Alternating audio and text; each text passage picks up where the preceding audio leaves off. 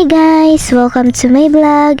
Jean nga po pala, 21 years old as a proud Marinduqueña of Marinduque. And this is a day in my life. So, ang vlog ko po for today's video is about sa first day kong pagbabike papuntang work. Medyo nanibago din nga niya ako sa sarili ko dyan noon kasi nga, ngayon na lang po ako ulit nakapagbike. Medyo natatawa nga ako niya noon sa sarili ko kasi nga, hoy, pagod agad yarn. Nahirapan ako sa pataas, hindi ko kinaya. Kaya ang naging ending, inakay ko na lang talaga siya pataas. And then, nung malapit na nga ako dyan sa work ko sa GT168, na para bang, huy, nakaabang sila sa akin. Yes po, nagbabike na ang A-above na to for the tipid yarn. Nung pagka-uwi ko naman, sa may diversion na ako dumaan. Sana kahit pangit yung camera na ginamit ko dyan, ay panoorin nyo pa rin hanggang dulo.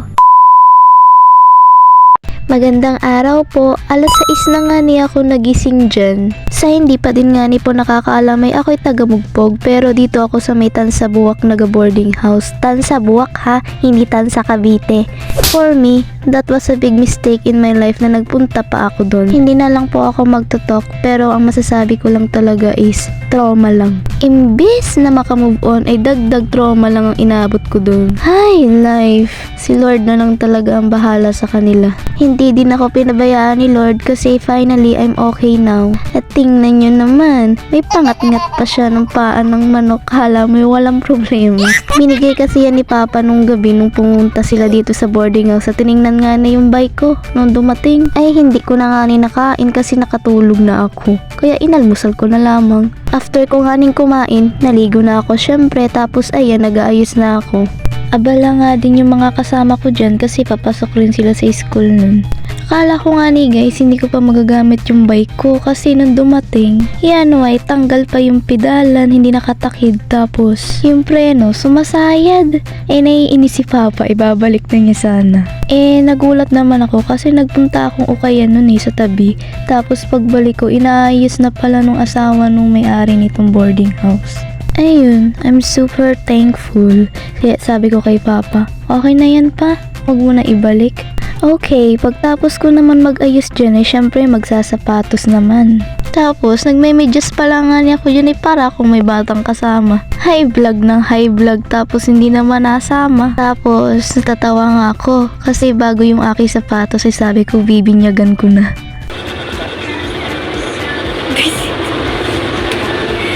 Hi vlog. Hindi ko pa, mamaya tapos ko na. Hi vlog. Hi vlog. Ay, binyagan ko na to. Dapat ko bang kagatin to? Oo, parang hindi na. Uy, pahiram daw sa lamin. Paano kagat? Pabot ka na sa Kagatin ko talaga? Oo. Kagatag. Dapat din mo na sinabi, hindi na effective yan. Sinabi mo na. Gaw pala yun?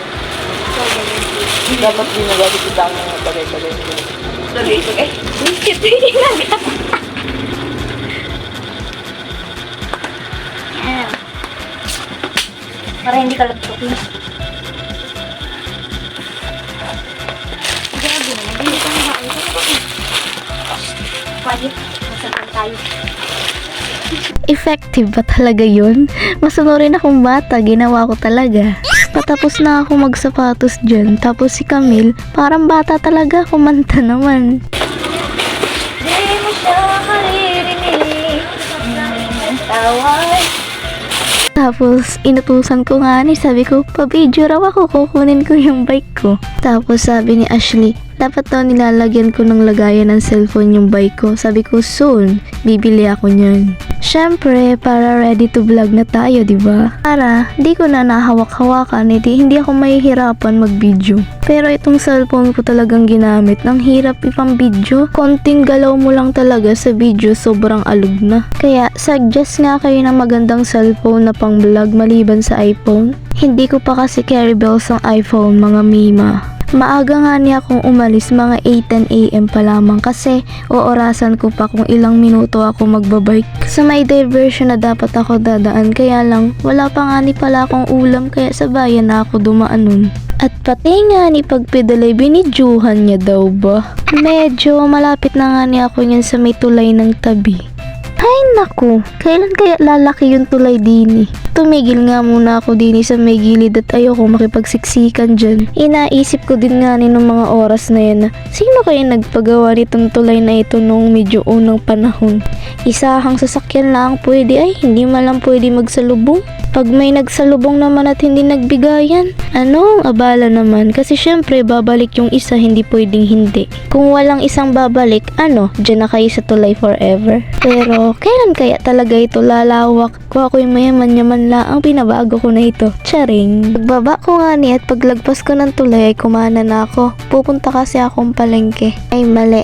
Hindi pala as in sa palengke ang punta ko. Doon lang ako dadaan kasi pupunta ako sa may blue building, cream building pala. Kasi bibili nga ni po akong ulam. Buti nga kahit papano, marunong pa rin pala talaga akong magbay kahit isang kamay lang ang gamit. Andito na nga ako guys sa may palengke, dito na ako umikot at hahanap ako ng aking mapaparkingan muna. Syempre, apakaingay naman dito.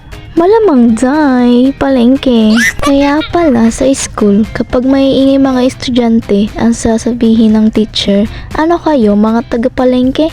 Tama, may point rin naman pala talaga. Dito ko na nga pinark ang aking baby ay kahilera ng mga motor. Ano na naman kaya ang mauulam? Dito nga pala ako bumibili guys ng ulam. Pabili po.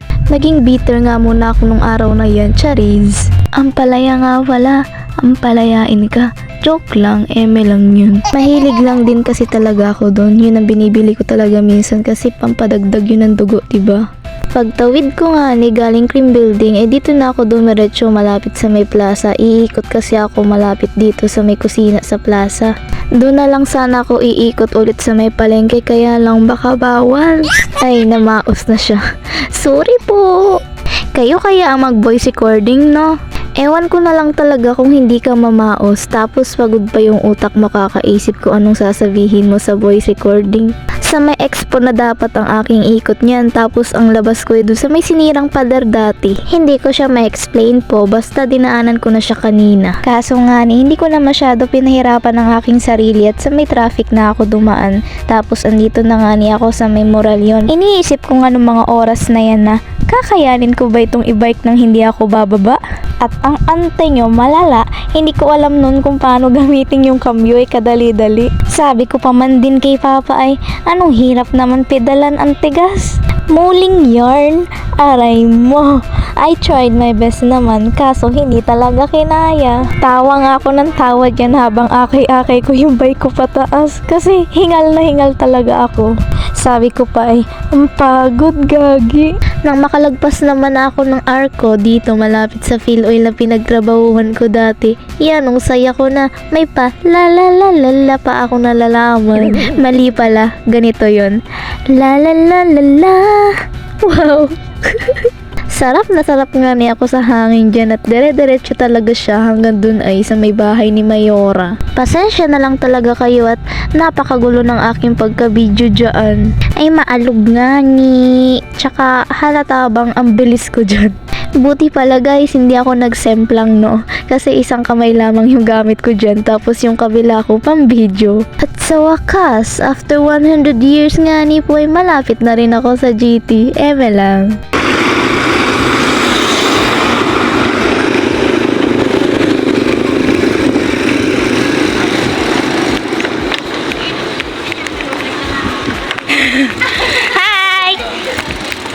Saya naman ang Ayabab na yan kahit pagod. Ako ay nakipagchismisan pa nga ni Jen at kami nag-iisip kung saan ko ba pwedeng ilagay yung bike ko. Wala pa kasi akong pang-lock.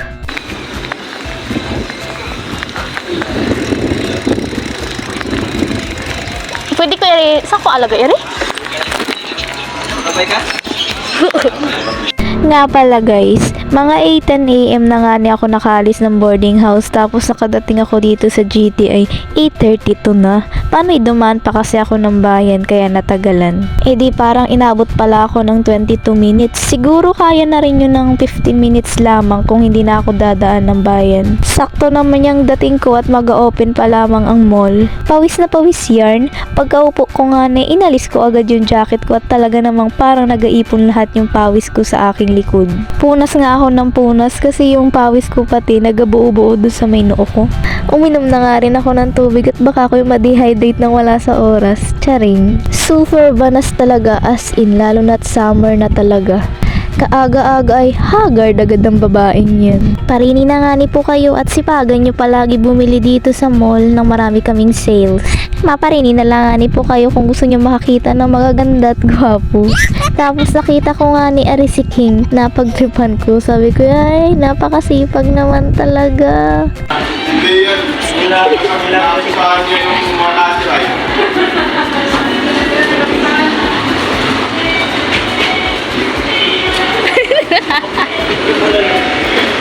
Ay nako, tama na nga niya katatawa Clarice at malilate ka na. 9:12 na nga ni dyan nung papunta na ako. Nalimutan ko na kung bakit nga niya ako nag-closing kasi opening ako lagi nun. Si Ma'am Ivy kadadating lang ay busy agad. So, puputulin na naman nga niya ang aking vlog kasi ibibigay ko ng cellphone ko kay Chief. Fast forward, ang tagal nga ni bago nagbukas yung cellphone ko dyan nakatapos na akong kumain. May sakit na kasi, hindi siya magagamit kapag hindi nakasaksak kaya lagi ako may dala nun na power bank. Pero alam nyo, ilang araw lang, bumigay na siya. Hindi ko kasi napaayos agad ay. Nagsabay-sabay talaga. Nauna lamang yung isa yung nagamit ko sa pang-vlog na medyo malinaw. Tapos ito nga, kaloka. Halos 5 days akong parang mabubuang nun. Tapos marami-rami din nga ni sana akong i-edit pa dun, sayang. Try ko nga ni palang magtingin nun sa online kasi nalimutan ko na rin. Wala din kasi daw dito nun. LCD naman ang problema nung isang yun. Old model na daw kasi, kaya mahirap makahanap.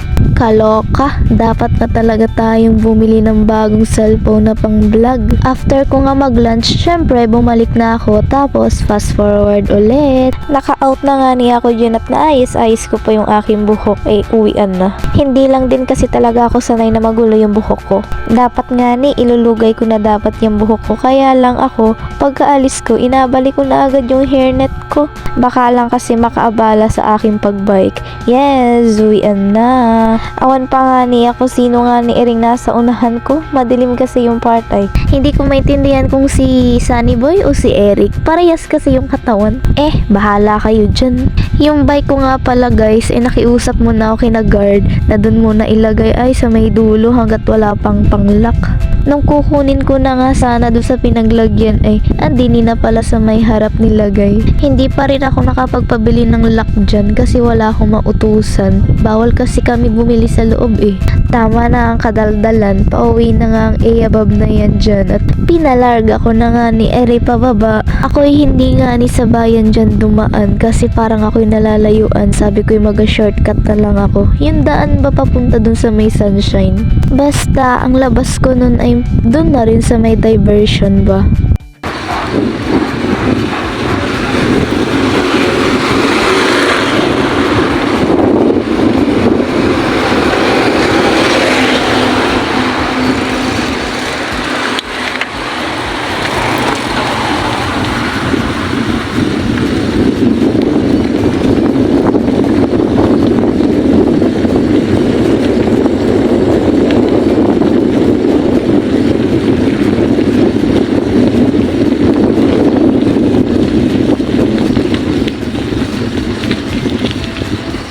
Ay opo, pagkadilim-dilim lang talaga dyan kaya binuksan ko yung aking flash. Kung sa iba siguro matatakot dumaan dyan kasi madilim baka may magpangharang. Subukan mo lang, hindi ako maaawa na ibalibag sa itong bike ko kahit na bago pa yan.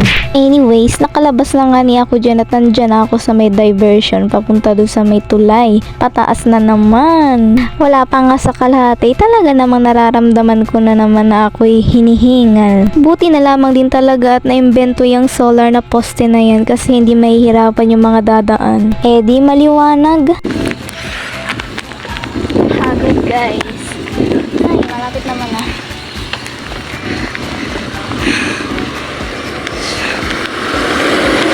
Paglagpas ko naman na dyan sa tulay ay maginhawa naman na kasi pababa na yun ay. Syempre para na rin ako nakahinga na maluwag-luwag tapos salubong ko pa yung hangin langhap na langhap ko. Nagets ko na rin naman agad dyan nun yung aking cambio. Medyo malambot na nga siya pedala nung time na yan. Puputulin ko na nga itong part na ito na video ko kasi napakaalog talaga. Pagkababa ko nga na madadaanan ko naman yung dike na para bang gusto kong dumaan doon ulit. Huling kain namin dito ni na Papa, graduation nung kapatid ko. Wag na, wala akong extra budget ngayon. Paglagpas ko nga ni po ng dike ay nadaanan ko naman itong gasolinahan. Tinitingnan ko talaga yung presyo, napakamahal na naman talaga. Naku, magbike na lamang talaga tayong lahat. Kaso problema nga lang no kapag malayo yung pupuntahan, hindi carry bells ng bike yun. Baka bago ka pa makarating sa pupuntahan mo, lawit na yung dila mo. Pero kung may motor ka, maganda rin na may bike ka kasi kung malapit lang naman yung pupuntahan mo, edi magbike ka na lang kaysa magmotor. Aksaya pa sa gasolina, 'di ba? Pero go lang kung mayaman ka naman. Why not? Gas lang ng gas kahit mahal. Naya na nga pala ako sa tabi nun tapos may tulay na naman. Malapit na nga pala ako niyan sa boarding house na inatuluyan ko. Nga pala, napansin ko, bakit kaya lagi nila ako pinagtitinginan kapag dumadaan ako? Ngayon lang ba kayo nakakita ng babaeng nagabike?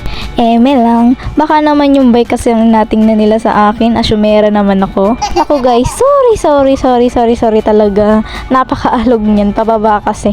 Lalo naman dyan sa daanan ng tansa, Diyos ko po. Lubak-lubak daw ba? Hindi baga kayo naaawa din yung mga kalsadang maayos pa sinisira ninyo at pinapalitan na naman pero iring sira hindi nyo pinapansin. Baligtad na talagang utak ng mga tao ngayon no?